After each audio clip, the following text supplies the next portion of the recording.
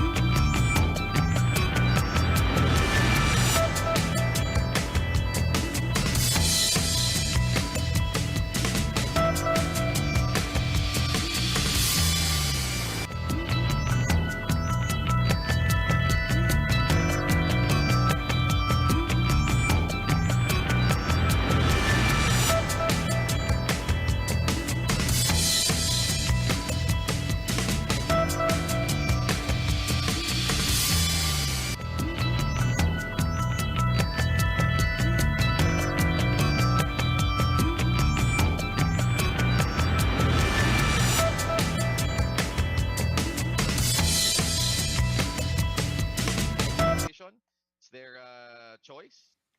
In a statement, Senator Manny Pacquiao says he respects the decision of the group, noting that everyone has the right to decide on their preferred candidates. Senator Ping Lacson earlier saying that even if he does not secure INC support, an endorsement from the group does not guarantee automatic victory. No direct comment yet from Manila Mayor Isko Moreno on INC's endorsement of his rival, but his team believes the silent majority will pull off a big surprise on May 9th and give Moreno a come-from-behind victory. On the second day of the COMELEC and the kapisanan ng mga broadcaster ng Pilipinas Forum, the Kamalayang Kayumanggi Party's Bets, Faisal Mangundato and Carlos Serapio, as well as Partido Reforma Vice Presidential candidate Tito Soto, answered questions about the pandemic and e-sabong operations, among other things. Chrissy Di Matulak has the highlights. Instead of helping curb the spread of COVID-19, the lockdowns did more harm than good. This was the opinion of the tandem of presidential candidate Faisal Mangundato and running mate Carlos Serapio. Regarding the government's response to the pandemic, one of the issues discussed during the second round of the Pilipinas 2022 Forum. Nawala ng kalayaan yung ating mga kababayan dahil sa mga lockdown na parang tingin ko ay hindi na tungkol sa health kundi tungkol sa parang martial law. According to Serapio, regional lockdowns were an overkill because only certain areas had high infection rates.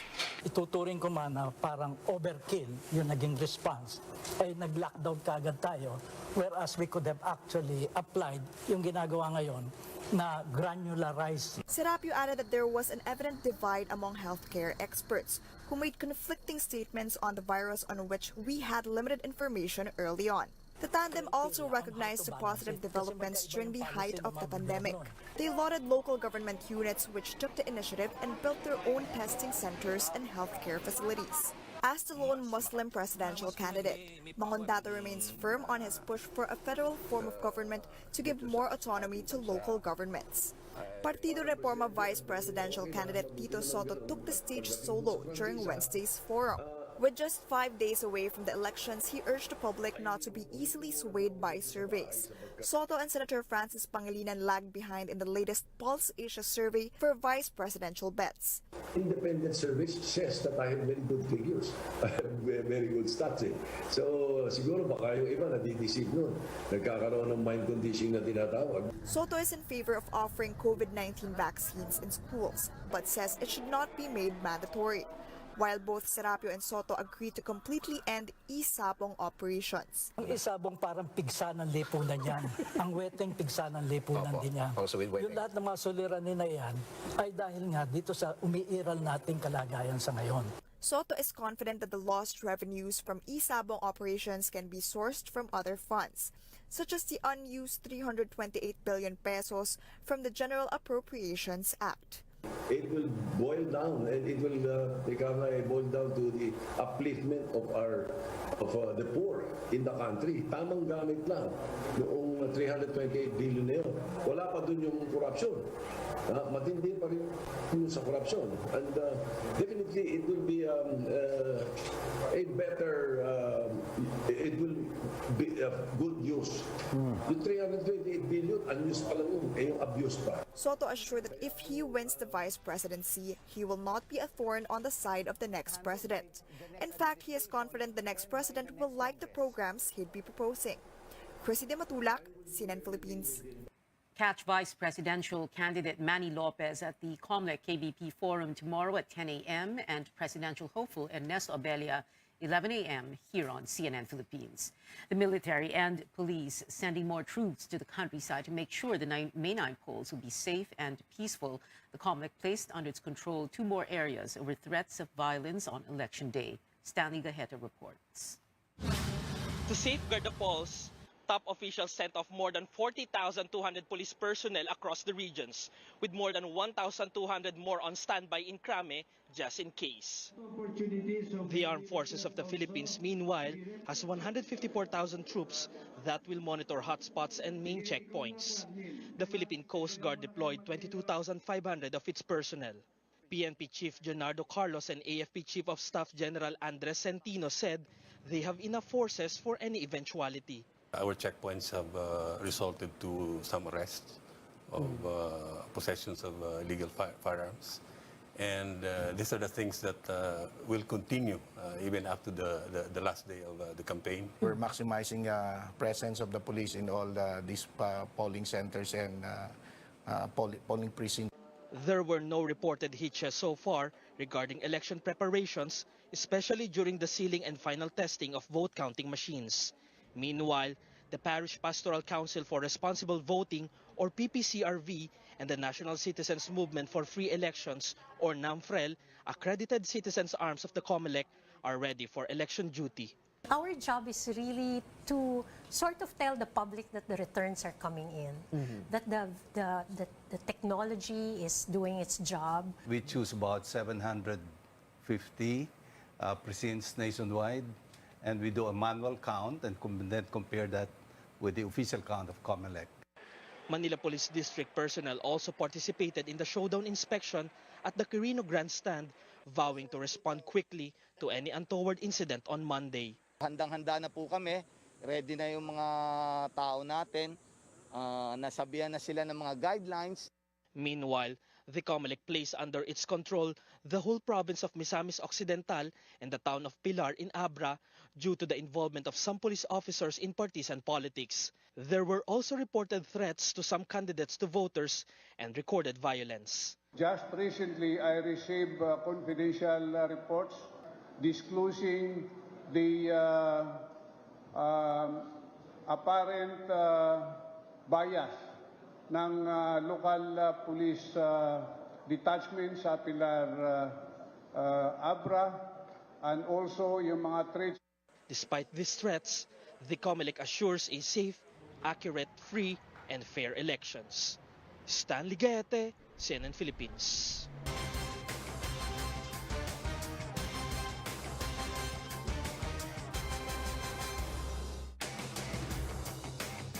Members of government health insurer PhilHealth are bracing for higher contributions beginning next month. Senior correspondent Lois Calderon reports the increase marks the end of a 1.5-year reprieve the agency granted because of COVID-19.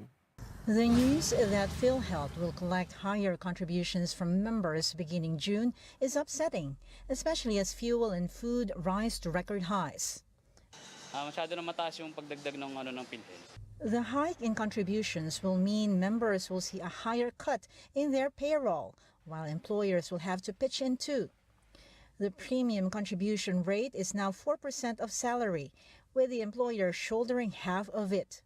A worker earning 10,000 pesos, for instance, will have to shell out 200 pesos, and the employer another 200 pesos, for a total of 400 pesos. The premium contribution could go as high as 4,800 pesos a month for those earning 80,000 pesos per month. Before the hike, the contribution rate was just 3%. PhilHealth officials say the increase was mandated by the Universal Healthcare Law that aims to cover even the poorest Filipinos.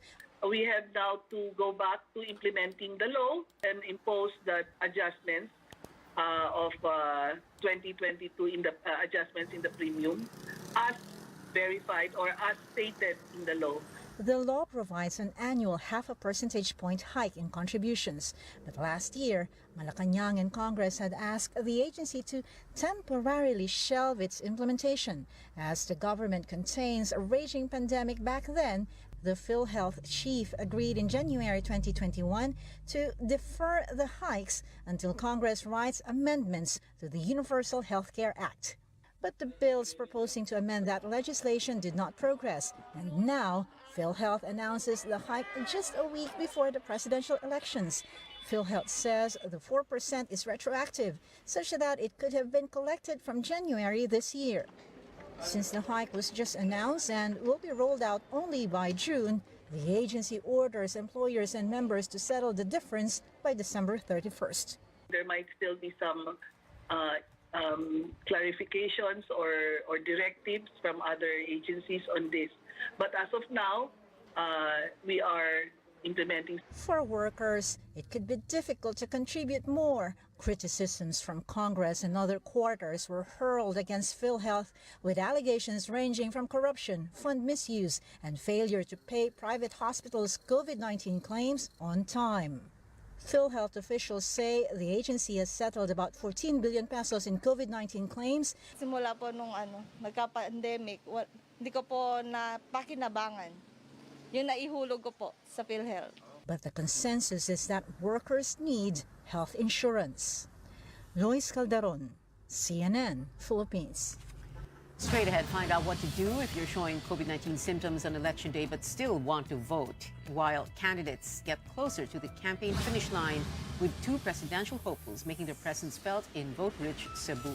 Details right here on Newsnight, where we go above and beyond the headlines.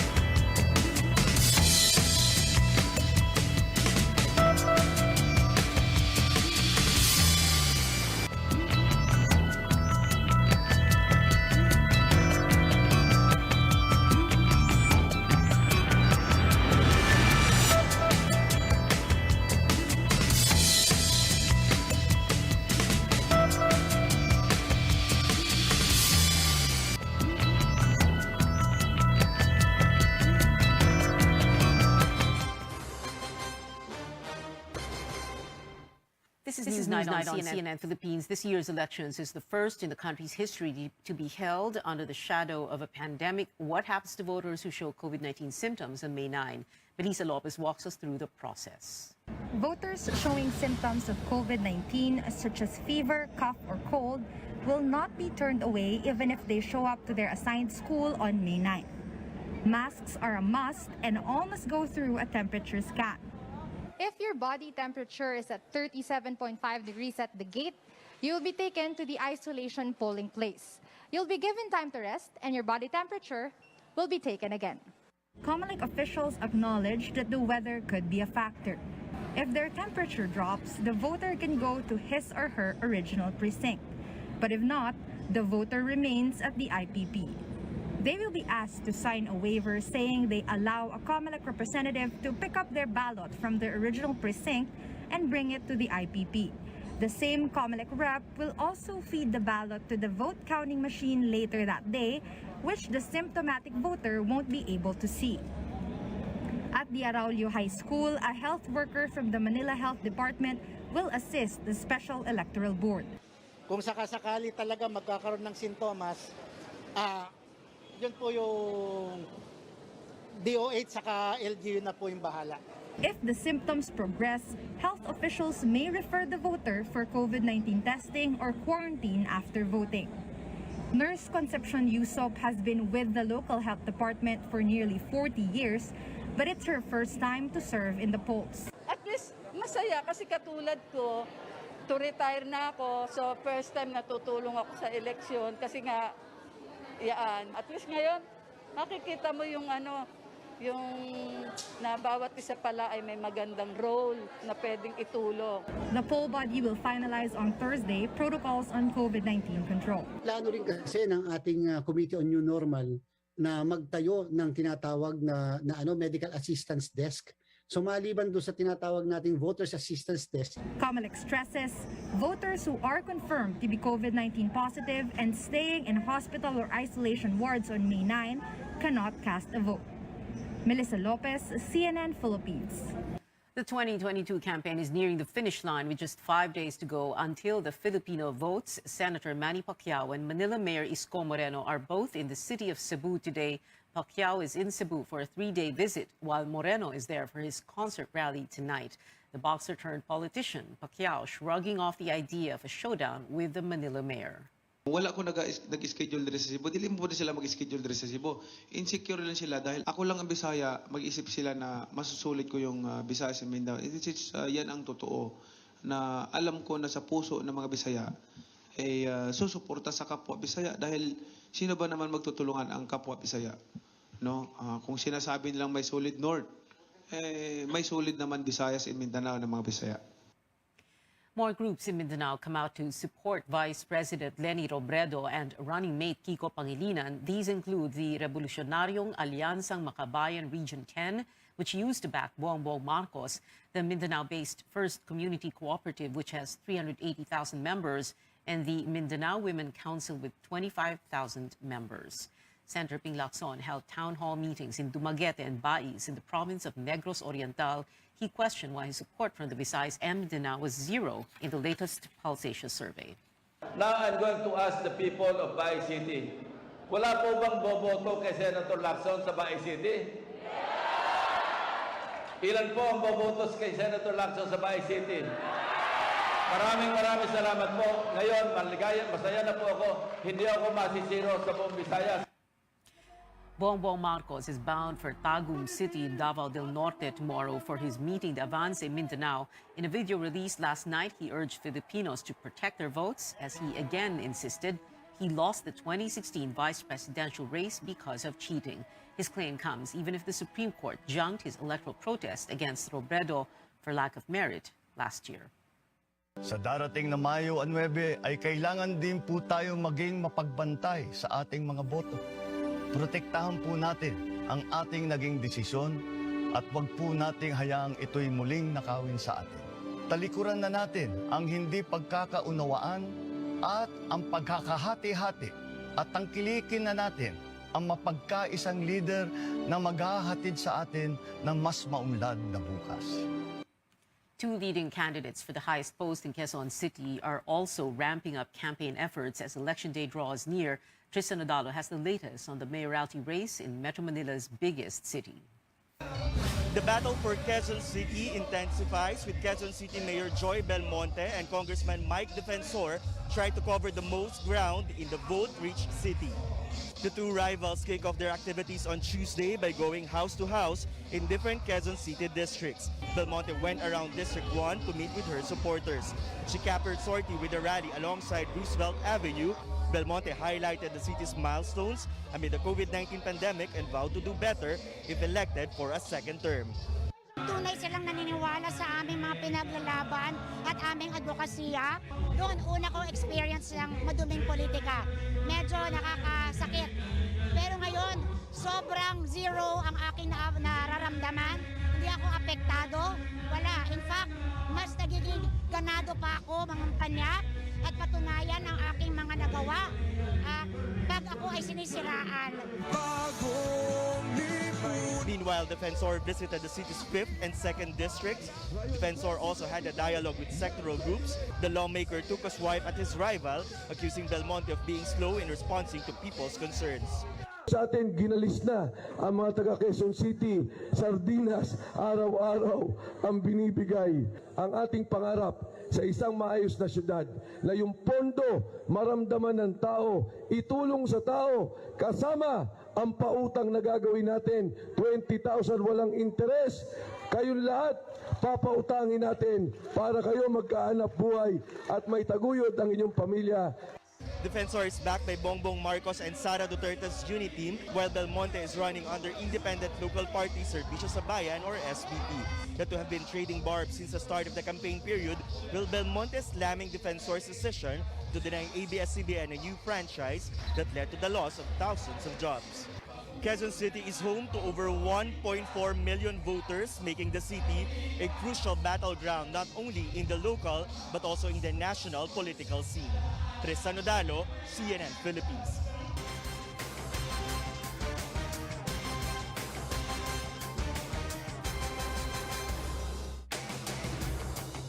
Here are other stories making headlines. Authorities have found the bodies of 5 children who drowned near Taal Lake in Batangas. Philippine Coast Guard says the children, ages 7 to 12, were reported missing at around 12 noon on Tuesday. 2 bodies were recovered yesterday afternoon and the remaining 3 this morning. The children were from Barangay Santo Toribio in Lipa City. Former Justice Secretary Vitaliano Aguirre speaks up after a key witness in one of Senator Laila de Lima's drug cases accused him of coercion in executing false affidavits. Aguirre said that former Corrections Bureau Chief Rafael Ragos voluntarily testified under oath that he personally delivered drug money from the New Bilibid prison to de Lima's residence in 2012. He added that Ragos stood by his allegations against the detained lawmaker before a Muntinlupa court in 2019. Aguirre is questioning the timing and motive behind Ragos' recantation with only a few days left before May 9. De Lima is seeking re-election under the Robredo Pangilinan slate. 2 executives of controversial pandemic supplier Pharmally Pharmaceutical appealed to Senate President Tito Soto to release them from the Pasay City Jail. Mohit Dargani and Lincoln Ong insisted there were no cases filed against them. They again accused Blue Ribbon Committee Chair Senator Richard Gordon of politicking. Soto says he has not read the letter but notes his role as Senate President is only ministerial when a committee has approved a motion. Coming up, Klay Thompson breaking one record after another in the NBA, and back here at home in collegiate basketball, the UAAP Final Four tips off. Stay tuned to CNN Philippines.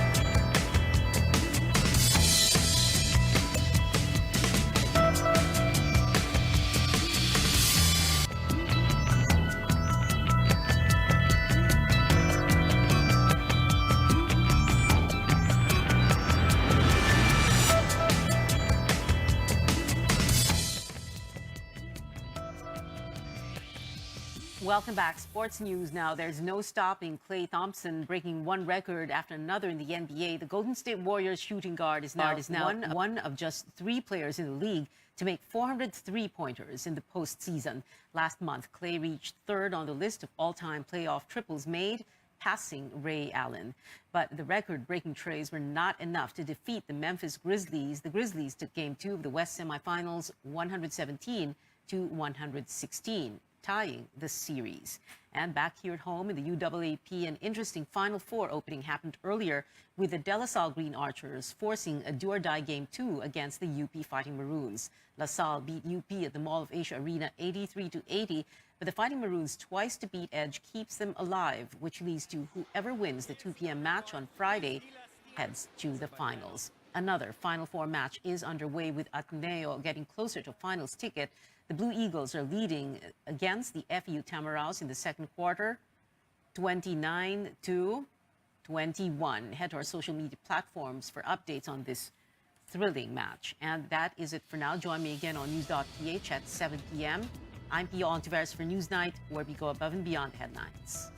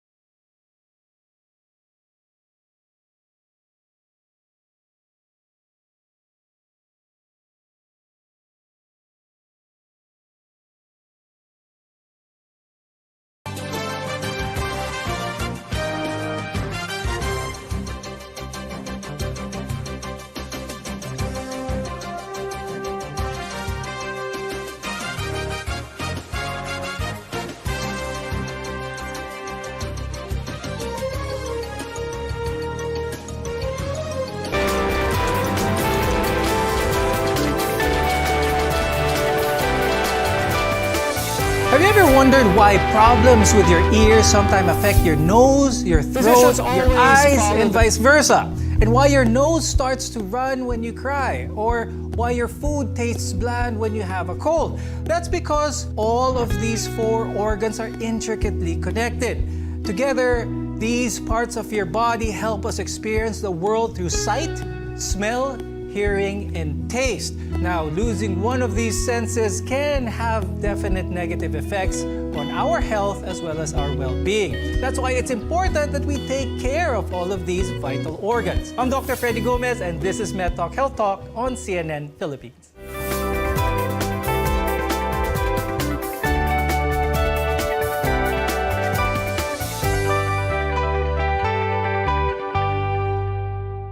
Viruses and other germs can enter our eyes, ears, nose, and throat if we don't practice proper hygiene or safety.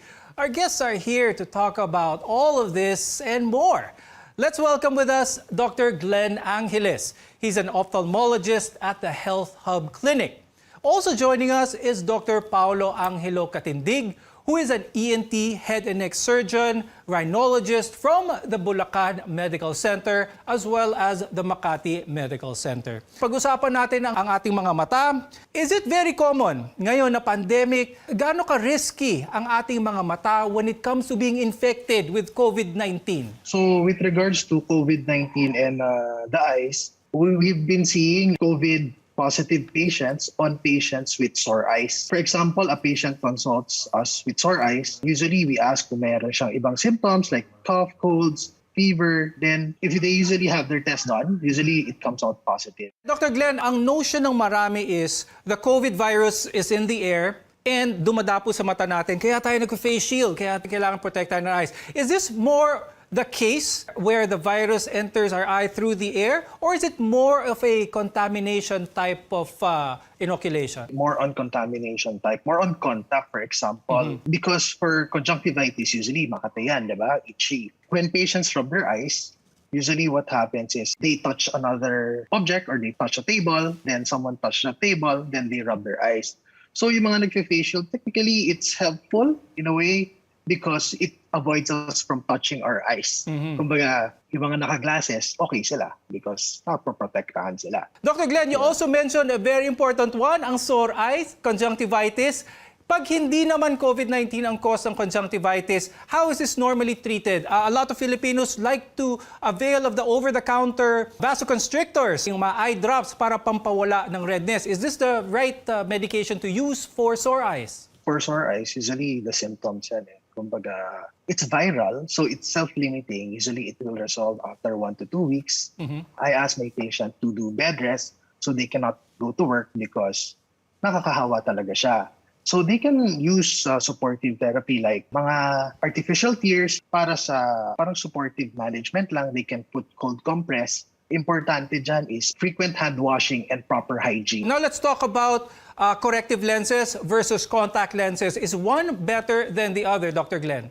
Actually, it will really depend. No? For glasses, at least it's a protection. For contact lens, okay lang rin siya. Both are okay to correct your error of refraction. Let's talk about the extra added care that people should be doing if ever they choose to use contact lenses, because this can also be a vehicle for a lot of germs, for a lot of viruses kapag hindi ito naalagaan. What's the proper contact lens care, Dr. Glenn? So for contact lens care, definitely you need to remove it every day. You need to clean it.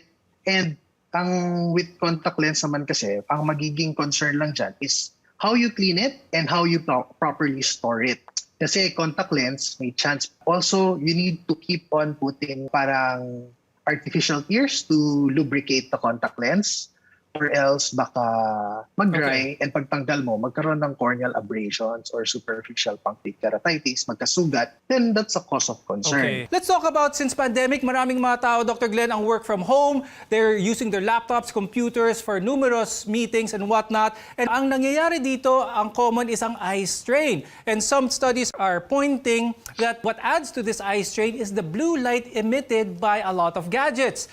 How true is this, Dr. Glenn? What should our viewers do? Kasi unavoidable kung work from home that they're in front of their laptop or gadgets. Blue light din naman kasi when you go out, sun, it's helpful then. It makes us alert or I don't know. But for gadgets, more on eye strain kasi siya. So for eye strain, what people can do, usually they have Zoom meetings, they have meetings online, they're playing with their gadgets, YouTube, mga ganon. What they can do is they can rest their eyes. So papasok ulit tayo dun sa 2020, no? Every 20 minutes, you rest for 20 seconds by looking 20 feet away. Now let's also talk about something that may be common during this time, ang hordeolum, also known as a sty, or in Tagalog, kulite.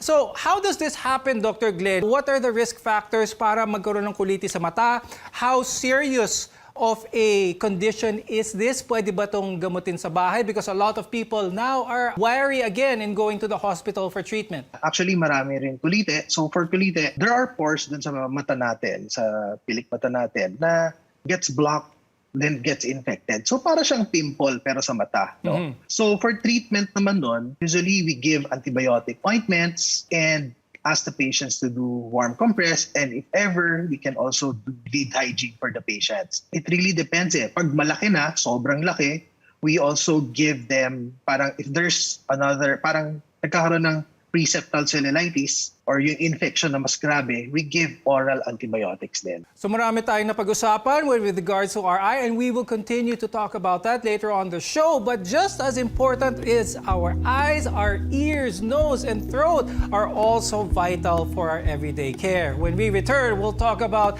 how to properly care for them. We're your connection to healthcare. You're watching MedTalk Health Talk.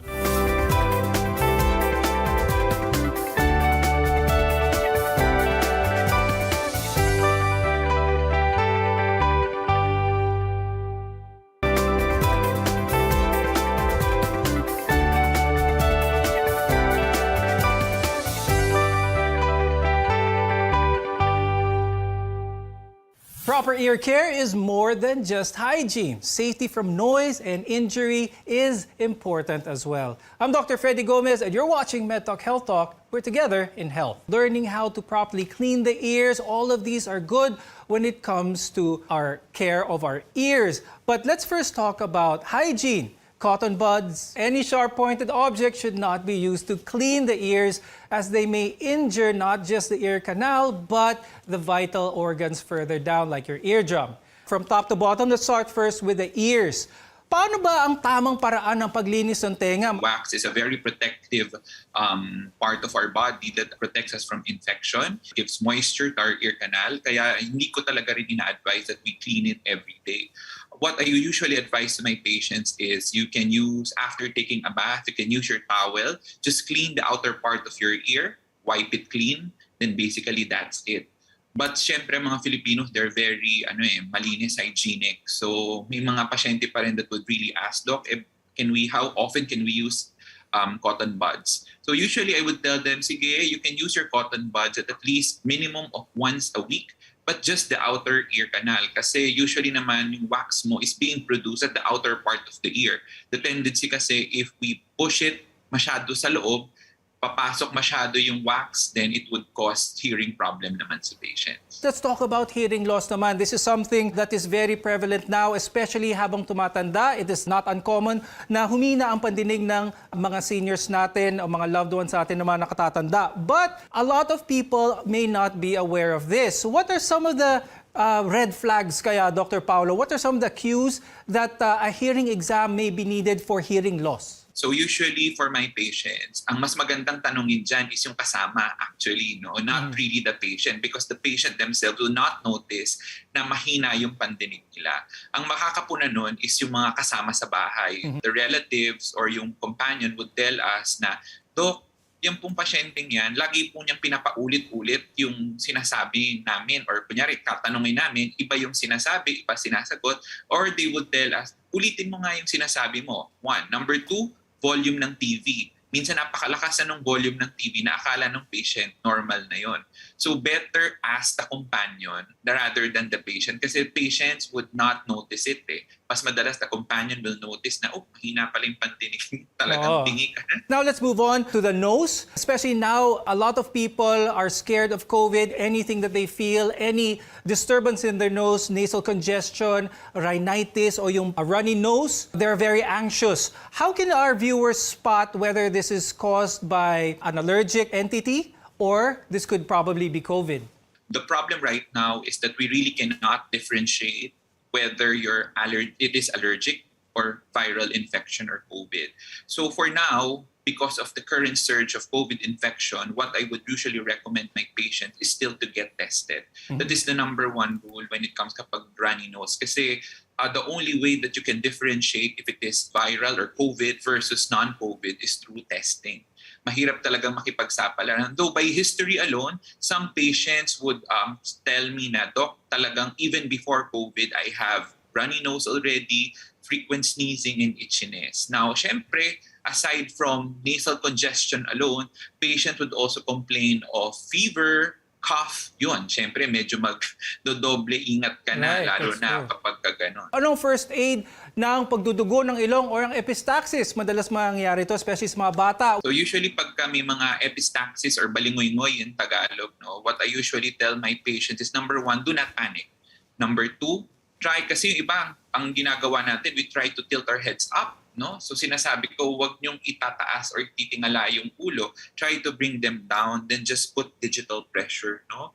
Dun sa ilong. Try to press it at least around 5 to 10 minutes until yung bleeding would stop. If there is persistence of bleeding at lumalabas na pati sa bibig, just let them spit it out. Then you can put cold compress, ice compress, either sa head part or dito sa may batok na part. That is okay also. Aside from that, also from the nose, let's go further down sa throat. Minsan kasama ng mga nasal symptoms yan ay ang sore throat or masakit lumunok. That's also another cause for anxiety when it comes to COVID. Dr. Paulo, when it comes to these changes, explain to our viewers what they should do if they lose their voice. What disease entities could these lead to? There are some cases also that I had na they would complain of hoarseness or napaos ang boses nila. Ang tawag natin dyan is laryngitis, no? But for shorter duration, what we call this acute laryngitis.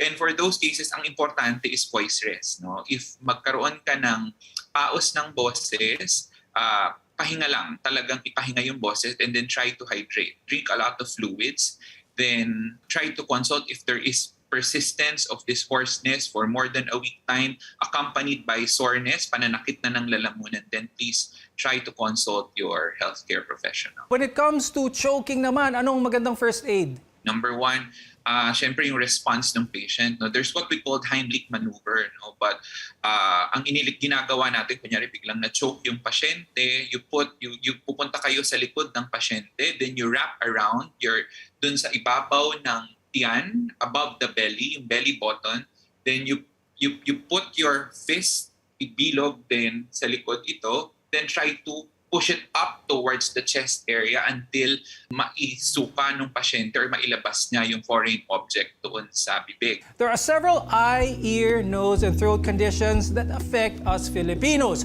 When we return, we'll talk about good preventive measures for a good overall health, because your health is our mission. This is MedTalk Health Talk. We'll be right back.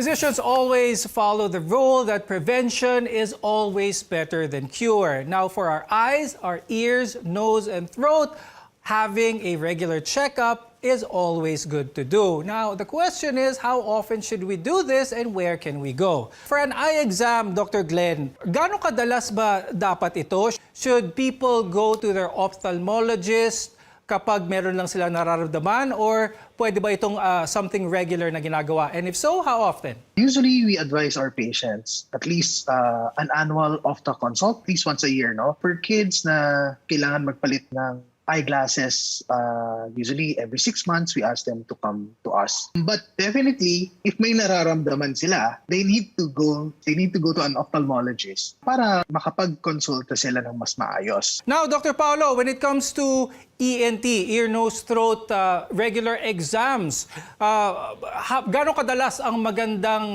interval nito? Especially when it gets a parang full battery of tests with regards to our ears, our nose, and our throat. There's no really specific time frame on when to really check it. But ideally for adults, ang tawag natin doon pag matatanda na humihina ang pandinig is what we call presbycusis. And I usually tell them that it would really happen because parang ng tao, parang sasakyan as we grow old, may mga parte rin talaga ng katawan na pumapalya, and that's part of the ears. Some patients also who are exposed to loud noises, like patients who are working as seafarers na exposed din talaga sa loud noises, or those who are mga blue-collar jobs, yung mga nagdidrill, yung mga roadworks. Those are those patients na mas maganda talagang mabantayan yung hearing problems nila or yung hearing test nila. No? Now, in terms of hearing testing, wala rin talagang specific guidelines on when to do it. Usually, when patients would come to our clinics, they would complain of these hearing problems, and then that's the time we would recommend doing the hearing test. Now, once the hearing test would show that there is really hearing problem or decrease in hearing, doon tayo magmo-monitor probably. At least ako, I would tell them we monitor it annually for those patients na early onset at may mga trabaho.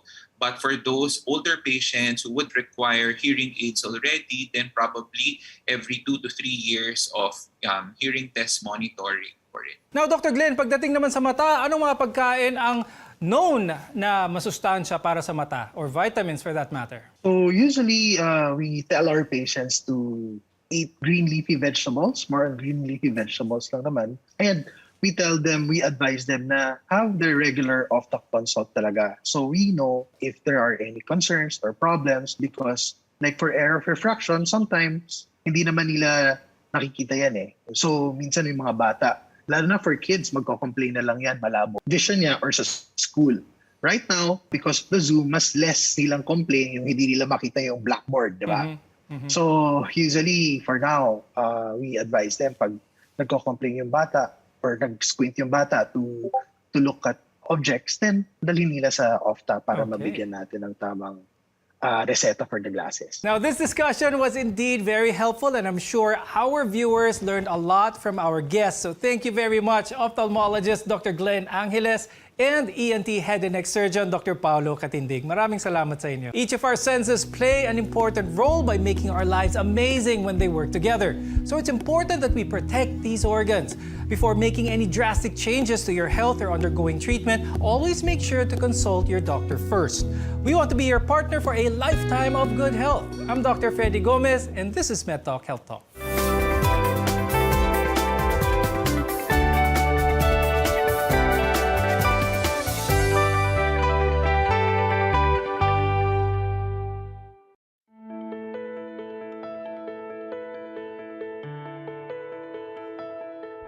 Have you ever wondered why problems with your ears sometimes affect your nose, your throat, your eyes, and vice versa? And why your nose starts to run when you cry? Or why your food tastes bland when you have a cold? That's because all of these 4 organs are intricately connected.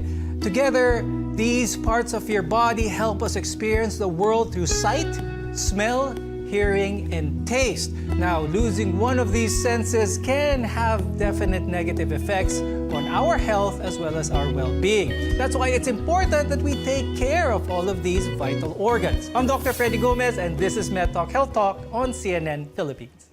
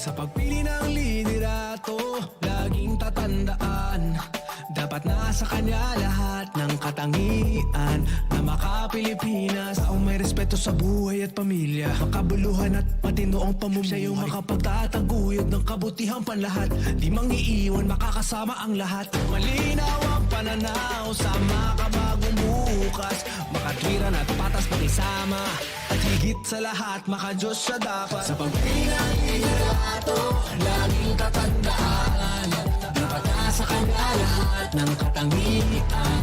Maka-Pilipinas, maka-Pilipinas. Gabayan ng Pilipinong bumoto ng responsable. Yan naman ang aming Panatang Maka-Pilipinas. Iboboto ko Maka-Pilipinas. Makabayan sa lupang sinilangan. Makataot may respeto sa buhay at pamilya. Siya ay makatwiran at patas makisama. Masigasig tumulong makaahon ang bawat isa. Makatarungan, makalingat, maalalahanin sa kapwa. Makakasama ang lahat, siya'y di mangiiwan. Siya ay makapagtataguyod ng kabutihang panlahat.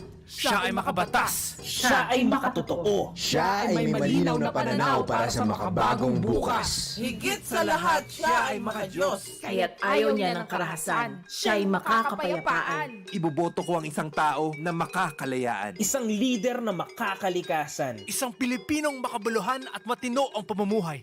Sa isip, sa salita, at sa gawa. Gabayan ang Pilipinong bumoto ng responsable. Yan naman ang aming panata sa PPCRB. Ako si Melinda, tindera, kumakayod para sa pamilya. Sa halalan, huwag niyo kong kalimutan. Arnold ho, bumabiyahe para sa maginhawang buhay. Sa halalan, huwag niyo kong kalimutan. Carla po, nurse, nagsiservisyo sa Pilipino. Sa halalan, huwag niyo kong kalimutan. Sa boto mo, apektado ang buong bayan. Sa halalan, huwag natin sila kalimutan. Paalala ng Ad Standards Council, Ad Foundation, KBP at ng himpilang ito. Kumakalat breaking tweet ni at hindi ito scam. All caps, gamot sa cancer. Question mark. Miracle tea exclamation. Mapa stage 1, stage 2, stage 100. First 100 emoji to DM will be healed with good hair. Huwag paloko, mag-fact check muna. Ang totoong balita, tunog tama, dapat tama. Isang paalaala mula sa KBP at ng istasyong ito. Click number 2. Order now. Arrow down. Arrow down. PG Party List, kasangga mo, balot 108 iboto. PG Party List, boses natin sa Kongreso. PG Party List, kasangga mo, balot 108 iboto. PG Party List, basic atin to. Let's all vote mga kapatid for PG Party List. PG stands for basic goods sa balota 108. Kabuhayan pag-asenso para sa lahat. This is our goal and our advocacy. PG Party List for you and me. PG Party List, kasangga mo, balot 108 iboto. PG Party List, boses natin sa Kongreso. PG Party List, kasangga mo, balot 108 iboto. PG Party List, basic good. Atin to, magkaisa ng marinig ang mga hinaing. Young and active leaders sa Kongreso, ang boses natin. Tandaan at iboto, balota 108. To build and realize the projects we dreamed of. PG Party List, vote 108 na. PG Party List, kasangga mo, balot 108 iboto. PG Party List, boses natin sa Kongreso. PG Party List, kasangga mo, balot 108 iboto. PG Party List, basic good. Atin to, PG Party List, atin to. This is a paid advertisement paid for by Donnie Q. Tampan, 599 Narciso Street, Surigao City. CNN Philippines are sa RPN-DZKI-IRIGA alas 6 hasta alas 7 ng manggi, Lunes hanggang Biyernes. CNN Philippines are